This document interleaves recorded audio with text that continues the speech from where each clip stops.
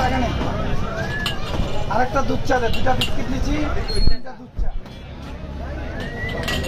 আর কালকে যে তুই বললি চার কথাটা, চাটা কে নিছিল? ভাইয়া আমার একটা দুধ চাতে এটা আদা দিয়েন তো ভাইয়া।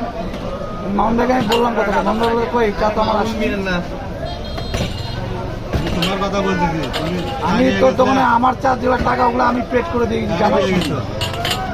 কারণ আমার চা আমি কখনো বাকি রাখি না। বাড়াবাড়ি করেন না, বাড়াবাড়ি করেন না দেন।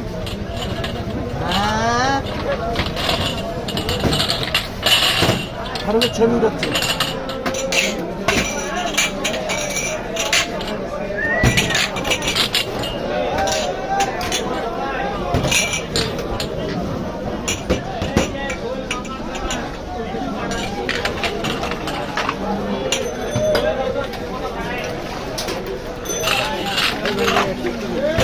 আমাকে দিন।